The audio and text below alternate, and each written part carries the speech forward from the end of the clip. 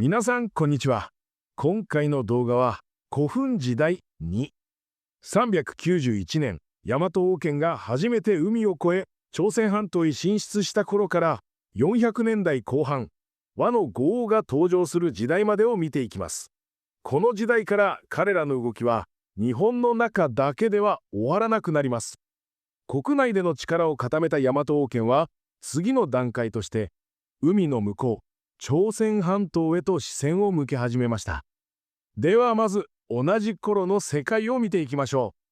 この頃の中国は北と南に分かれ争う南北朝時代でした。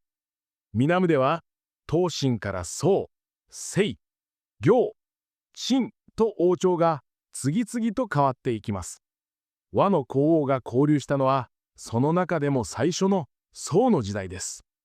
それでは日本を見ていきましょう。1191年、大和王権は朝鮮半島への進出を開始します。その記録は当時の日本ではなく、高句麗の高街道王碑に残されていました。こう記されています。倭、海を渡りて百山を破り、新羅を臣民とす。つまり、倭は海を渡って百済と新羅を攻め、従わせたということです。当時この2国は高句麗に従っていましたが、そこに倭が割り込む形で戦いが始まりました。さらに碑文には、その後の激しい攻防が記録されています。まず、391年、倭は百済と新羅を攻撃し臣民とします。399年には再び新羅へ侵攻。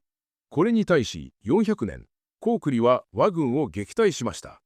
それでも404年、倭は高句麗の領内にまで侵入しましたが、再び敗北しています。この一連の軍事行動、その背景には、ある重要な資源の存在がありました。その資源とは、鉄です。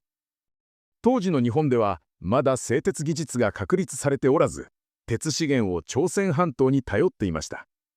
武器や農具を作るために鉄は欠かせません。大和王権が海を渡った最大の理由の一つは、この鉄を確保することでした。国内で出土する当時の鉄製品の9割が近畿地方で見つかっています。このことから、大和王権が鉄をほぼ独占的に入手していたと考えられます。手に入れた鉄を地方の豪族に与えることで、大和王権は彼らを従わせました。豪族たちはその見返りとして、労働力や貢ぎ物も大和に差し出していたのです。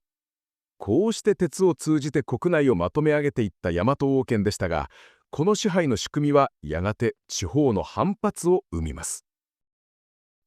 5世紀になると大和王権は中国の宋へ使者を送りました。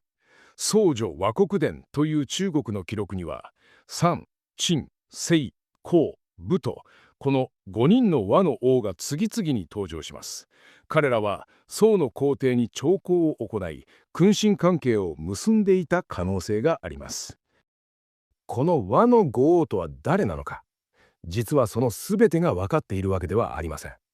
けれど、その中で一人だけ正体がほぼ確実視されている王がいます。それが最後の王、武です。彼は478年宋に使いを送り、朝鮮半島での軍事的支配権を認めてもらおうとしたんです。では、この武とは一体誰だったのか、その手がかりが日本で見つかりました。1978年、埼玉県の稲荷山古墳から鉄剣が発見されます。この剣は稲荷山古墳鉄剣または辛亥名鉄剣と呼ばれ、現在は国宝に指定されています。この鉄剣には、お明けの臣が若武大王に仕えていると刻まれていたんです。ここで初めて若武という名が登場します。この若武は第21代雄略天皇の名である大初瀬若武の若武の文字と一致します。さらに銘文には宋の暦である辛亥年西暦471年の文字が刻まれていました。宋女では武が478年に使いを送ったと記録されています。471年と478年という近い年代の符号が見られます。つまり、名の要素、武と武と、年代471年と478年が揃い、倭王武が雄略天皇であることがほぼ確定しているんです。もし武が雄略天皇とすれば、僧侶にある記載武の兄孔、その父清をそのまま当てはめれば、孔は安康天皇、清は陰行天皇と考えられます。一方、山や陳は記録が現在のところは見つかっていません。ただ、僧侶に記された五王の期間がおよそ5人で50年ほどとされることから、日本書紀の記述に照らし合わせれば、山が17代李中天皇、陳が18代韓済天皇と考えられます。こうして倭の五王の時代は、大和の王たちが海を越えて動き出した時代でした。しかしその動きは、やがて国内の新たな戦いへとつながっていきます。次回、慶太天皇、祝いの乱。時代は新たな局面を迎えます。本日の動画は以上になります。ありがとうございました。